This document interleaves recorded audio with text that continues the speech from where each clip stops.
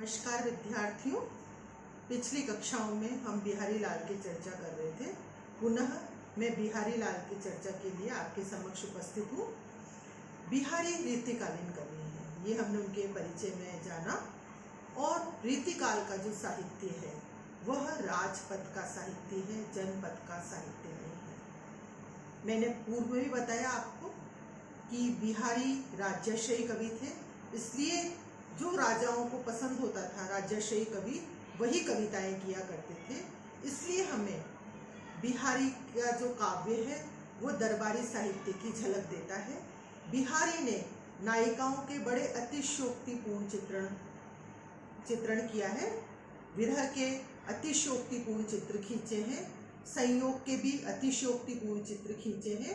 एक जो उनका दोहा है वह उनके अतिशयोक्तिपूर्ण चित्रण की वानगी देता है। पत्रा ही तिथि पाइए वा घर के चौपास, नित प्रति पुण्यु ही रहे आनन ओ उजास। कि जो नायिका का घर है वहाँ पर पंचांग के माध्यम से, पंचांग के माध्यम से ही तिथि का ज्ञान किया जा सकता है। पत्रा ही तिथि पाइए, पंचांग के माध्यम से तिथि का ज्ञान कर सकते हैं। वह घर के चहुपास, जहाँ नायिका रहती है उस घर के चारों तरफ तिथि का ज्ञान नहीं होता। क्यों नहीं होता? नित्य प्रति पूर्ण्यु ही रहे, नित्य प्रति वहाँ पूर्णिमा का सा उजाला ही रहता है। आनन ओ उजास, आनन मुख का जो प्रकाश है उसकी वजह से वहाँ पूर्णिमा का ही प्रकाश फैला रहता है, अर्थात नायिका का मुख चंद्रमा है। यह अतिशयोक्तिपूर्ण वर्णन है। ऐसा ही अतिशयोक्तिपूर्ण वर्णन उन्होंने अपने अगले दोहे में किया है, वह मैं उसका वाचन कर रही हूँ। फिर संदर्भ, प्रसंग, व्याख्या, विशेष आपके समक्ष रखूंगी।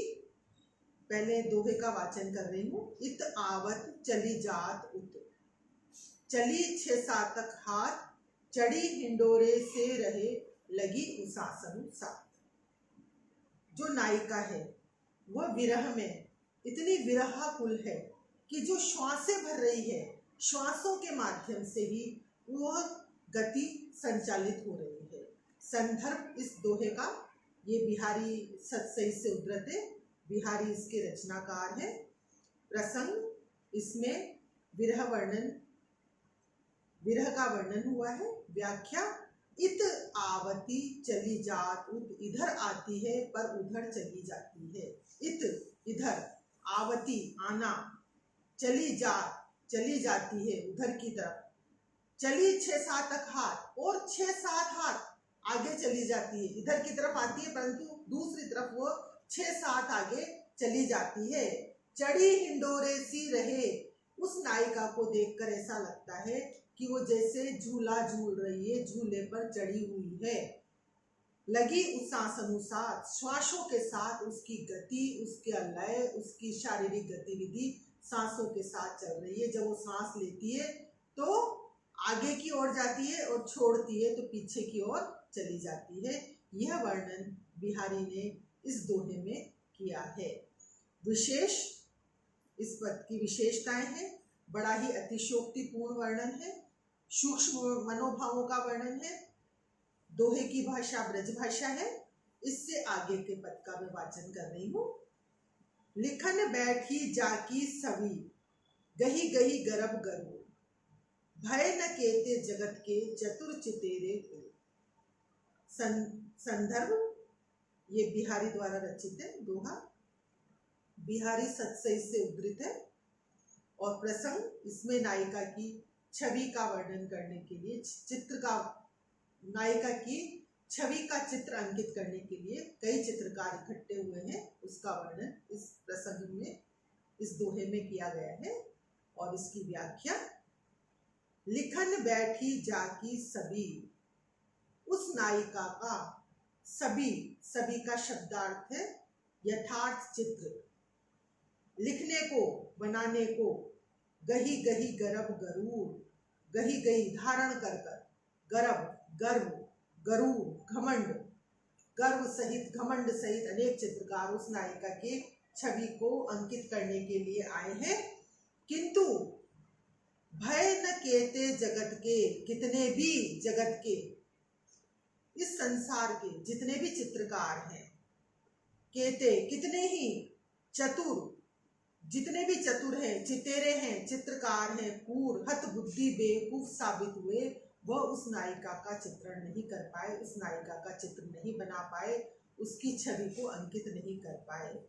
विशेष इस दोहे का यहाँ पर बिहारी ने बताया है कि जो नायिका का सौंदर्य है वो प्रतिपल प्रतिक्षण परिवर्तनशील है। उस परिवर्तनशील सौंदर्य का चित्र अंकित करने में यहाँ पर जो चित्रकार हैं वो अक्षम सिद्ध हुए हैं। ये इस दोहे की विशेषता है और दोहे की भाषा माधुर्यपूर्ण ब्रज भाषा है और नायिका के सौंदर्य का चित्रण किया गया है। अब अगले दोहे का वाचन कर रही हूँ। तो लघु या मन सदन में, हरि आवे की ही बाट, बिकट जटे जो लघु निपट, खूटे न कपट कपाट। तो लघु या मन सदन में, हरि आवे की ही बाट, बिकट जटे जो लघु निपट, खुटे न कपट कपाट। संदर्भ, ये जो दोहा है वो बिहारी सतसई से उद्धृत है और बिहारी इसके रचनाकार हैं। प्रसंग, यहाँ पर ईश्वर की प्राप्ति किस तरह होगी इसका वर्णन है। कब हमें ईश्वर प्राप्त होगा इस से संदर्भित ये पद है। व्याख्या मैं आपको बता रही हूँ।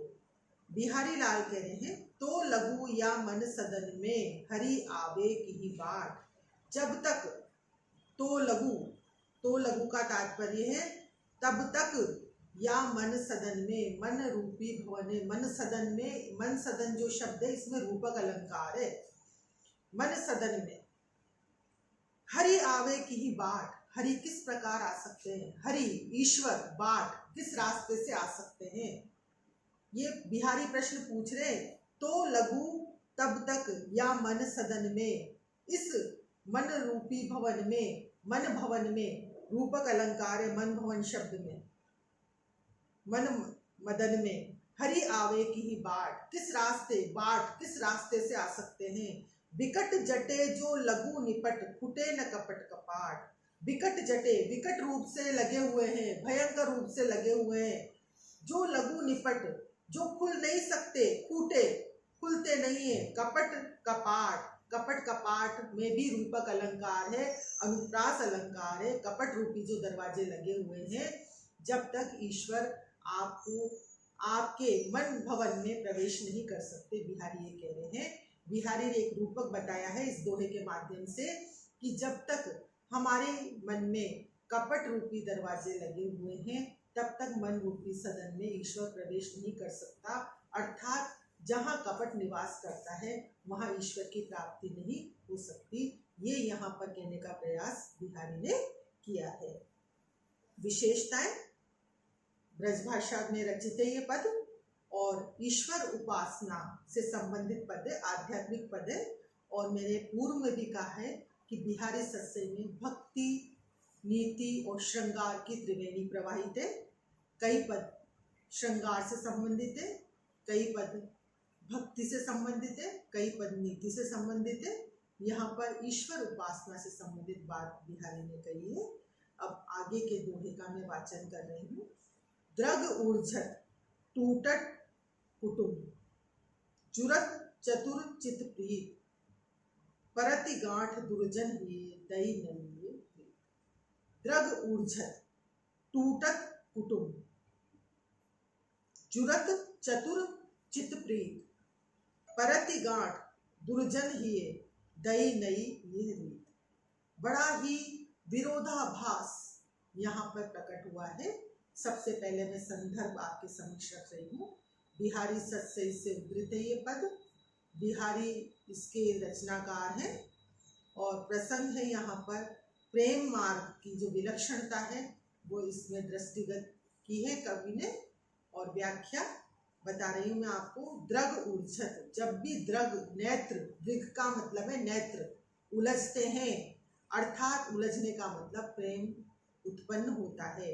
जब भी द्रग उलझते हैं प्रेम उत्पन्न होता है।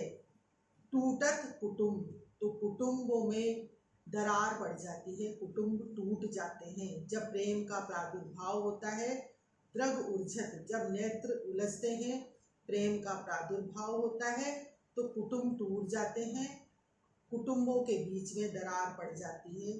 जुरत चतुर चित प्रीत, किंतु जो सयाने चित्त हैं उनमें प्रीति का प्रादुर्भाव हो जाता है, प्रेम उत्पन्न हो जाता है। परति गांठ दुर्जन हुए, जो दुर्जन हृदय हैं, जो ऐसे हृदय हैं जिनमें कपट है, जिनकी प्रवृत्ति दुर्जन प्रवृत्ति है, उनके हृदय में गांठ पड़ जाती है। दई नई ये रीत, यह प्रेम की नई रीति है, यहाँ पर बिहारी ने बताया है। ये बिहारी का बड़ा ही प्रसिद्ध दोहा है और यह अपने विरोधाभास के लिए जाना जाता है। इसकी मैं विशेषताएं आपके समक्ष रख रही हूँ। द्रग उर्झत टूटत कुटुंब, जुरत चतुर चित प्रीत, परति गांठ दुर्जन हिये दई नई ये रीत। इस दोहे में विरोधाभास अलंकार मूल रूप से उभर कर आया है। समासोक्ति अलंकार है, असंगति अलंकार है और पद की भाषा ब्रज भाषा है। धन्यवाद।